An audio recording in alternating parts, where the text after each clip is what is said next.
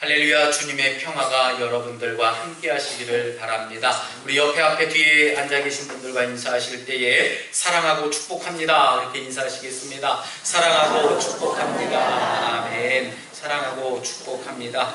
다시 한 번 더 인사 나누실 때에는 좀 웃으시면서, 인상 쓰실 필요 없으시잖아요, 그죠? 웃으시면서 믿음으로 승리합시다 이렇게 인사하시겠습니다. 믿음으로 승리하십시다. 아멘. 믿음으로 승리하시기를 바랍니다. 심각할 필요는 없는데 다들 여러분들 안색을 보니까 심각해 보이세요. 무슨 심각한 일이 있는지. 어쨌든 그 심각한 일이 있다면 오늘 말씀을 듣는 중에 해결받으시고 행복한 심령으로 변화되시기를 바랍니다. 우리 이스라엘 백성들은 이제 광야에서 하나님께서 이제 함께 해주시고 또 귀한 능력으로 인도해 주셨지만 그들이 늘 가는 길에서 어려움을 만날 때마다 저들은 구원받기 전에 하나님이 없었던, 하나님 없이 생활하던 그 생활 습관을 따라서 생활하는 것으로 돌아가게 일쑤였습니다. 그리고 그 삶대로 하나님을 믿은 거예요. 하나님 없이 살아갔던 그 삶, 편했던 삶, 그런 삶을 그냥 살아가면서 하나님을 그냥 거기 속에 대입시켜 놨던 겁니다. 그 결과 그들은 어떤 삶을 살아가냐면 하나님께서 이루어 주시는 그 인생을 새롭게 누리지 못하고 하나님이 보여주시는 그 젖과 꿀이 흐르는 그 약속의 땅을 온전히 들어가지 못하는 그런 상황에 놓이게 됩니다. 이와 같이 우리들도 하나님을 믿는 내 삶의 형식이요, 전적으로 하나님을 믿는 삶으로 가득해야 되는데 그렇게 살지 못하고 있음을 저와 여러분들이 시인하고 있는 겁니다. 보이는 환경만 보고요, 즉흥적인 삶을 살아갑니다. 그리고 내 삶이 과연 믿음으로 일하고 있는지 고민하지 않고 그냥 맹목적으로 심각한 표정을 가지고 살아가는 거예요. 특별히 오늘을 살아가는 우리 삶 속에 하나님의 전능하심을 믿으시고 또 하나님이 내 삶의 주인임심을 믿으면서 살아가시길 주님의 이름으로 부탁드리겠습니다. 그렇게 살아가신다면 하나님께서 허락하시는 그 영광에 참여할 줄 믿습니다. 바라기는 여러분들의 삶이 하나님을 믿는 믿음에 바르고 굳건하게 쓰셔서 전능하신 하나님의 증인으로 사명 감당하기에 충성된 일꾼으로 살아가시길 바랍니다. 특별히 여러분들 삶을 잘 살펴보심으로 인해서 여러분들이 믿음 안에서 승리하시길 부탁드리겠습니다. 아마 여러분들이 교회에 다니면서 가장 많이, 그리고 가장 또 많이 말하고 듣는 말 중에 하나가 아마도 믿습니다 라고 하는 말일 거예요. 여러분들에게도 아마 저도 믿습니까? 그렇게 묻는 경우도 있고 여러분들도 아마 믿습니다 라고 하는 것을 많이 고백할 거예요. 우리가 예배를 드리면서도 신앙의 고백을 드렸던 것처럼 전능하사 천지를 만드신 하나님 아버지를 내가 믿습니다 이렇게 고백을 하지 않았습니까? 여러분들 그렇다면 제가 다시 한번 여러분들에게 한번 묻겠습니다. 여러분들 믿습니다라고만 말만 하면 구원을 받습니까? 라고 하는 거예요. 믿습니까만 말만 하면 구원받아요? 아니에요. 여러분들 물론 우리가 입으로 시인하고 믿습니다 하면 구원을 얻을 수도 있어요. 하지만 그것으로 구원의 완성을 온전하게 이루지 못한다는 겁니다. 이에 대해서 야고보 사도가 뭐라고 우리에게 이야기하냐면요, 행함이 없는 믿음은 죽은 믿음이라고 일침을 놓게 됩니다. 그래서 우리는 우리의 행동으로 증명하는 믿음, 그 믿음으로 말미암아 우리가 구원을 얻어갈 수 있다라고 우리에게 이야기하는 겁니다. 심지어 어떤 분은요, 무조건 믿습니다만 하면 구원받을 것이다 라고 하는 막연한 기대감을 가지고 교회에 출석하시는 분들이 종종 있다고 알아요. 아마 대부분의 사람들은 믿음을 말할 때에 내 자신의 입장에서 주관적인 관점을 이야기하고 생각하실 겁니다. 그래서 적당하게 확신하고 어떤 사실에 대해서 그냥 조금 인정하고 또 가벼운 신뢰를 믿음이라고까지 이야기하는 경우가 적지 않게 있다는 얘기예요. 그러나 여러분, 분명하게 말씀드리지만 이런 것들을 믿음이라고 생각한다면요, 안타깝게도 이런 여러분들의 믿음은 여러분들을 구원의 길로 인도할 수 없다는 거예요. 참 안타깝습니다. 구원에 이르는 믿음은 분명히 따로 있는데 내 주관적인 생각으로 인해서 하나님의 길을 외면하고 내 인생의 길로만 따라가려고 생각하고 있는 겁니다. 믿음에는 반드시 도달해야 할 목표가 있습니다. 만약에 우리가 믿음을 가졌다라고 말하면서도요, 도달해야 할 목표가 무엇인지, 그 목표점이 어디 있는지 모른다면 그 믿음은 헛된 믿음이라고 말씀드릴 수 있어요. 베드로가 이야기합니다. 우리가 믿음을 갖는 것은 믿음이 결국 곧 영혼의 구원을 받기 위한 것이라고 이 말했습니다. 여러분들 믿습니까? 여러분들 영혼이 구원받는 것이 믿음의 목적이어야 된다는 얘기예요. 내 영혼이 구원받는 것이 믿음의 최종 목적지라고 하는 거예요. 그래서 마지막까지 최선을 다해서 믿음을 지키며 살아가는 여러분들이 되시길 바랍니다. 영혼이 구원받는 것 외에 다른 목적을 가지고 믿는다면 그의 믿음은 잘못된 믿음이라고 말씀드릴 수 있습니다. 예전에는 병 고치려고 예수 믿는 분들이 있었어요. 부자 되려고, 사업 잘 되려고, 내 자녀 잘 되려고 여러 가지 모습으로 그런 기복적인 신앙을 가졌습니다. 하지만 그것은 구원의 길과 다른 길입니다. 믿음에는 거짓 믿음과 가짜 믿음이 있다고 말씀을 드렸습니다. 소위 명품 믿음과 짝퉁 믿음이라는 거예요. 가짜 믿음은 미신이나 맹신, 광신을 포함한 여러 가지 비신앙적인 요소를 가지고 있어요. 어떤 확실한 명제에 대한 진위 여부에 그런 검증 없이 그냥 맹목적으로 믿는 겁니다. 주술적으로 믿는 거예요. 사도신경 하자니까 그냥 암송하듯이 전능하사 천지를 만드신 하나님 아버지를 믿사오니 그냥 믿지도 않으면서 그냥 맹목적으로 읊어대는 거예요. 주술적인 겁니다. 자신의 기분에 근거한 신앙이나 무조건 하면 된다라고 하는 식의 신앙은 맹목적인 신앙이고 그런 믿음이고 거짓 믿음이라고 말씀드릴 수 있어요. 우리 덕수교회 성도님들은 이런 무모한 신앙을 믿음으로 착각하지 마시기를 부탁드리겠습니다. 진짜 믿음이 뭡니까? 진짜 믿음은요, 믿음의 근간이 되는 어떤 확실한 명제를 믿는 거예요. 여러분들 믿습니까? 확실한 것을 믿는 거예요. 이런 믿음이 논리적이고 일관성이 있다는 겁니다. 그리고 영적인 경험의 증거 위에 세워져 있는 거예요. 오늘 사도 바울은 오늘 보면 짧은 글을 이야기합니다마는 너희가 믿음에 있는가 너희 자신을 시험하고 너희 자신을 확증해라 라고 이야기를 하고 있는 겁니다. 오늘 본문에서 사도 바울이 우리에게 전하고자 하는 메시지가 도대체 뭐겠습니까? 믿음이란 객관적인 사실에 기초한 것으로 우리 자신이 스스로 시험하고 또한 그 시험이 우리의 삶을 잘 통과해서 그것이 정확하게 증명되어야 하는 것이 믿음이라고 말씀드릴 수 있어요. 여러분들 믿음에 있어서 객관적인 사실이라는 게 뭡니까? 객관적인 거는요, 누구도 그렇게 생각한다는 거예요. 바로 예수 그리스도를 통한 하나님의 구원의 역사가 인류 역사의 한 시작점에서 발생했다라고 하는 것을 여러분들 믿으셔야 된다는 얘기입니다. 바로 예수 그리스도를 그냥 과거에 그냥 신화처럼 없는 이야기 지어낸 동화 속에 나왔던 영화 같은 이야기가 아니라 내 삶 속에 실제적으로 있었던 예수 그리스도의 역사적인 사건이 내 삶의 이유가 되어야 된다는 얘기입니다. 다시 말씀드리면 저 십자가의 사건이 나를 위한 사건이었다는 사실을 믿을 때에 그것이 객관적인 믿음이 된다는 얘기예요. 이 구원의 역사를 1.1획도 틀림없이 기록해 놓은 것이 바로 성경이거든요. 따라서 성경에 기록된 모든 것을 역사적인 사실로 받아들이는 것이 믿음의 기초라는 사실입니다. 여러분 아멘입니까? 그렇다면 구원에 이르는 믿음이 도대체 뭐냐 하는 거예요. 구원에 이르는 믿음은요, 내 죄를 위해서 십자가에서 피 흘려 죽으신 예수 그리스도의 구원의 역사에 반응하는 것이 우리의 구원에 이르는 믿음이라는 겁니다. 이 세 가지 필수적인 요건을 가지고 있습니다. 제일 먼저는 예수 그리스도를 자신의 구원자와 삶의 주인으로서 받아들이는 거예요. 다시 쉽게 말씀드리면 예수님을 내 삶의 구원자, 내 삶의 주인으로 받아들이는 것이 우리들의 첫 번째 단계라고 하는 것인 줄 믿으시길 바랍니다. 이것을 받아들여야지 돼요. 십자가에서 물과 피를 다 흘리시고 죽으신 예수님께서 나의 구원자라는 사실, 삶의 주인 된다는 사실을 마음을 열고 받아들이는 것이 우리들의 구원에 이르는 믿음의 첫 번째 단계라는 사실입니다.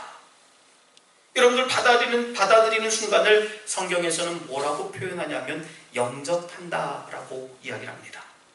영접하는 자, 곧 그 이름을 믿는 자들에게는 하나님의 자녀가 되는 권세를 주셨습니다. 여러분 믿습니까? 믿으시기 바랍니다. 여러분, 영접은요 순간적으로 일어나는 거예요. 죄인된 우리가 하나님께 구원받기 위해서 해야 할 첫 번째 필수적인 단계이라는 말씀입니다. 다음 두 번째로는 예수 그리스도를 전적으로 신뢰하는 거예요. 이제 예수님을 믿고 신뢰하고 따른다는 겁니다. 우리가 마음의 믿음으로 받아들인 예수님을 신실하고 성실하고 충성스럽게 신뢰하는 것이 두 번째 단계의 모습이라는 겁니다. 이 신뢰는요 믿음에 있어서 굉장히 중요하게 작용이 됩니다. 많은 사람들이 받아들였어요. 예수 그리스도가 내 삶의 주인이고 나를 위해서 십자가에서 피 흘려 죽으신 분이다. 거기까지 잘 받아들였어요. 근데 받아들인다고 하면서도 신뢰하는 단계에 이르지 못하는 경우가 너무 많아요. 그것을 믿고 따라가야 되는데 받아들이기까지는 하지만 믿지를 못한다는 겁니다. 그 이유가 뭐겠습니까? 영접은 순간적으로 일어나지만 이 신뢰는요 내 삶 전체를 두고 나타내야 되는 요소이기 때문에 그래요. 어떤 기분이나 어떤 감정에 의해서 받아들이기로 결정한 것 같지만요 신뢰라고 하는 그 인내와 훈련의 과정을 통과하지 못하기 때문에 신뢰의 단계에 이르지 못한다는 겁니다. 마지막 세 번째 요소는 뭐냐면 예수 그리스도를 내 삶 전체를 통해서 따른다는 거예요. 이제 따라가야 돼요. 우리가 예수님을 따르기 위해서는 반드시 주님을 믿는 내 믿음의 행동이 동반되어야 된다는 얘기입니다. 내 행동이 어떤 근거에 의해서 행동되어야 된다는 말씀이지요. 우리 입술의 고백만으로는 구원에 이르는 믿음에 이를 수 없다는 겁니다. 야고보 사도는 무엇이 구원에 이르는 믿음인지 알고 있었어요. 아주 알고 있어도 정확하게 알고 있었습니다. 그것이 바로 뭐냐면 행함이라고 하는 겁니다. 행함이에요. 뭘 행했는지, 내가 어떤 근거에 의해서 어떤 말씀을 듣고 내가 어떤 걸 믿고 그 다음에 따라가는지 내 행동으로 증명된다는 얘기입니다. 야고보서 2장 14절에 이야기합니다. 만일 사람이 믿음이 있노라 하고 행함이 없으면 무슨 유익이 있으리요? 그 믿음이 능히 자기를 구원하겠느냐라고 이야기했습니다. 야고보는 뭘 얘기를 했습니까? 믿음이란 우리의 고난과 우리의 고백과 내 삶 속에서 행함을 통해서 그 믿음의 진위 여부가 결정된다는 거예요. 내 고백 따로 내 삶 따로 이건 잘못된 믿음이고요. 내 고백대로 내 삶대로 살아가는 것이 그것이 행함이 있는 믿음이라고 하는 겁니다. 사랑하는 성도 여러분, 우리가 진실한 믿음을 갖기 위해서는 먼저 우리의 고백이 있어야 된다는 얘기예요. 우리의 고백이 있어야 됩니다. 그러나 여러분 이 고백만 가지고는 구원에 이를 수가 없다는 겁니다. 고백의 정당함이 행함을 통해서 나타나야 돼요. 따라서 믿음에 있어서는 행함은 필수 불가결한 요소거든요. 여러분들 야고보는 행함이 없고 고백만 있는 믿음에 대해서 그 행함 없는 믿음은 그 자체가 죽은 믿음이라고 이야기한 겁니다. 행함이 없고 고백만 있는 믿음도 믿음이 아니라는 거예요. 왜냐하면 그 믿음은 죽었기 때문에 그럽니다. 죽은 건 죽은 거예요. 죽은 것이 산 것이 될 수 없다는 겁니다. 근데 그 죽은 것이 뭐가 죽었냐는 겁니다. 우리의 행동이 죽었다는 거예요. 여러분들 구원에 이르는 믿음을 갖기 위해서 먼저 예수 그리스도를 받아들여야 됩니다. 받아들인 예수 그리스도를 신뢰해야 되고요. 그 신뢰한 예수 그리스도를 내 삶의 평생을 따라서 행함으로 증명하는 것이 우리들을 구원에 이르게 하는 믿음이라고 하는 사실을 믿으시길 바랍니다. 이 세 가지 요소가 포함된 믿음이 바로 구원으로 이끌 수 있다는 거예요. 저와 여러분들을 구원으로 인도하는 겁니다. 고백만 있어서, 행함이 있어서, 신뢰만 있어서 아니에요. 이 삼박 세 개가 있어야 돼요. 우리가 고백하고 신뢰하고 행동으로 증명되어질 때에 저와 여러분들은 구원의 길로 갈 수 있다는 사실을 믿으시길 바랍니다. 누가복음 18장 8절 말씀에 예수님께서 말씀하십니다. 그러나 인자가 올 때에 세상에서 믿음을 보겠느냐 했어요. 구원에 이르는 믿음을 가진 자가 적다는 겁니다. 얼마나 적은지 몰라요. 사랑하는 성도 여러분, 여러분들의 믿음이 구원에 이르는 믿음의 이 세 가지 요소를 가지고 있는지 한번 말씀에 비추어서 점검해 보시기를 바랍니다. 내가 받아들이기만 했다면 아직 성숙된 믿음이 아니에요. 받아들이기까지는 잘합니다. 또 받아들이고 신뢰까지 하면서 내 삶의 행동으로 여전히 증명하지 못하는 믿음이라고 한다면요, 그 믿음 또한 살아있는 믿음이라고 말씀드릴 수 없어요. 저와 여러분들 입술만 난무한 세상에 살아갑니다. 말이 너무나 많습니다. 요즘에는요, 말이 얼마나 하기 싫은지 말도 참 짧아진다고 해요. 여러분들 혹시 이런 말 들어보셨습니까? 혼밥. 혼밥 들어보셨어요? 혼밥? 무슨 뜻인지 아시는 분? 혼밥. 혼자 밥 먹는 거를 갖다 혼밥이라고 한대요. 그러니까 혼자 밥 먹는 거 6글자를 줄여서 2글자로 말하면 혼밥. 참 이상한 이야기들이 많아요. 그래서 그 글자들을 모르면 말이 안 통합니다. 청소년 아이들하고 얘기가 안 돼요. 혼밥 쪽이 요즘에 늘어난다고 합니다. 또 요즘에는 섞어 먹는 걸 좋아한대요. 이것저것 섞어서 먹는 사람들을 좋아한답니다. 아주 혼합된 사상 속에 살아가고 있고요. 이렇게 말도 짧아져가는 이런 세상 속에 살아갑니다. 근데 말은 얼마나 많이 틀려지는지 모릅니다. 여러분들, 우리가 그런 이 세상에 살아가면서 잘못된 정보들, 잘못된 이야기들, 필요 없는 이야기들을 들으면서 살아갈 것이 아니라 길과 진리와 생명 되신 하나님의 음성을 들으며 살아가시길 주님의 이름으로 부탁드리겠습니다. 우리의 모든 시선을 하나님께 집중하면서 살아가야지 돼요. 마지막으로 하나님께 모든 시선을 집중하면서 살았던 사람을 소개하고 말씀을 마치려고 합니다. 우리 믿음의 조상이라고 하는 사람, 아브라함이라고 하는 사람이 있습니다. 이 아브라함은 조카 롯과 이제 땅을 분배하면서 이제 이야기가 등장하게 됩니다. 아마 조카 롯이 생각하기에 아저씨 먼저 선택하세요, 그랬을 법한데도요, 이 아브라함은 조카에게 먼저 선택권을 줘요. 네가 먼저 선택해라. 네가 좌하면 나 우할 거고 네가 우하면 나 좌할게. 그렇게 이야기를 합니다.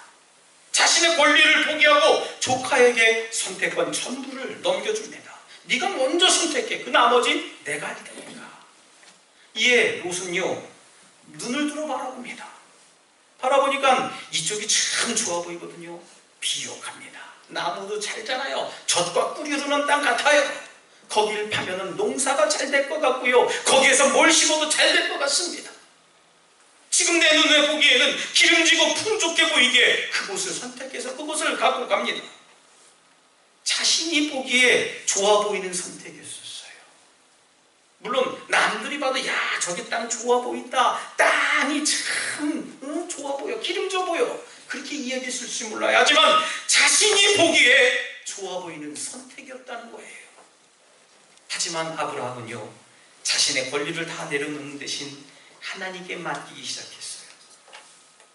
이때 하나님께서 아브라함을 축복하십니다. 너 동서남북 다 봐봐라. 동서남북을 다 보는데 그곳이, 네가 바라보는 곳이 네 것이다 라고 하는 거예요. 동서남북의 모든 땅을 바라보라고 하시면서 아브라함에게 주시라고 약속을 하신 겁니다. 할렐루야. 지금 내 눈에 보이는 것이 실패했어요. 지금 내 눈에 보이는 것이 저 조카에게 빼앗긴 것 같습니다. 억울할 수도 있어요. 내가 저 땅 차지하고 싶었는데 저 녀석이 먼저 택했구나. 억울할 수도 있어요. 괘씸해 보일 수도 있었습니다. 남에게 진 것 같아 보였습니다. 결국은요, 믿음 안에서 내가 성공하고 승리한 줄 믿으시기를 바랍니다. 이것이 바로 지는 게 이기는 비결이에요. 하나님의 역사하시는 겁니다. 여러분, 믿음 안에서의 삶이란 바로 내 자신의 생각과 권리를 내려놓고 하나님께 묻고 하나님께서 최선이라고 선택하는 그 삶을 따라서 가는 삶이 바로 믿음 안에서 삶이에요. 내 생각대로, 내 기분대로, 때때로는 내 침 튀겨서 어디로 튀었는지 그 방향을 따라가는 그런 맹목적인 삶이 아니라 말씀에 의지해서 말씀 따라서 살아가는 삶이 믿음의 삶이라는 사실을 믿으시길 바랍니다. 근데 여러분들 그 믿음의 삶이 쉽습니까? 어렵습니까? 어려워요.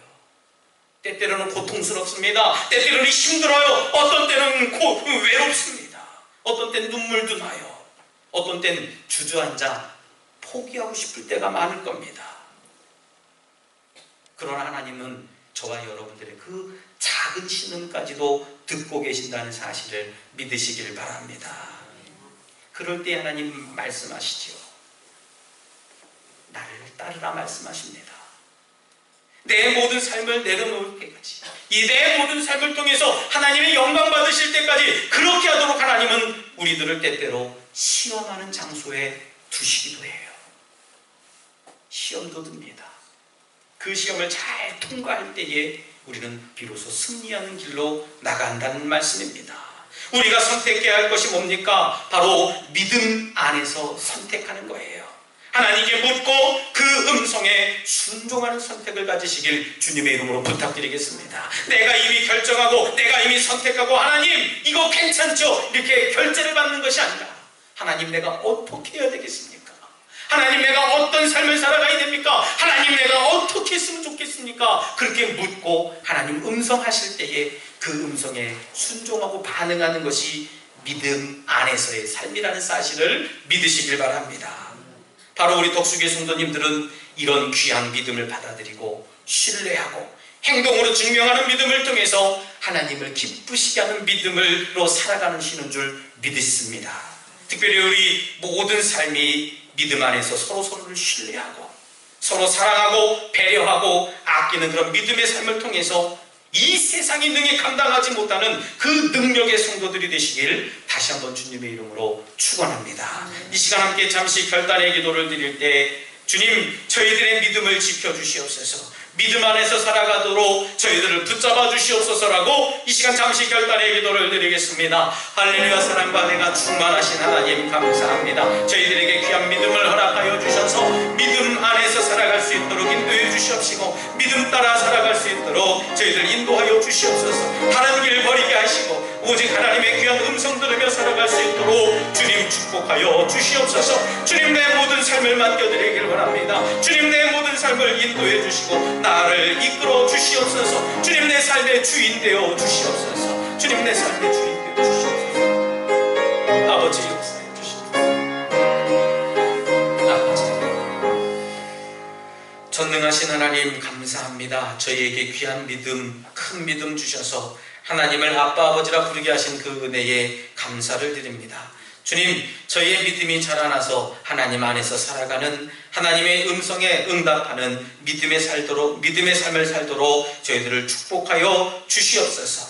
입술로만 고백하는 신앙 아닌 또 신뢰하기만 하는 삶이 아닌 또 행동만 하는 삶이 아닌 이 세계가 신뢰하고 믿고 또 고백하고 행동으로 증명하는 믿음의 삶을 통해 하나님께 기쁨을 돌려드리는 믿음 안에서의 삶이 될 수 있도록 저희들을 축복하여 주시옵소서. 감사드리며 예수님 이름으로 기도드리옵나이다. 아멘.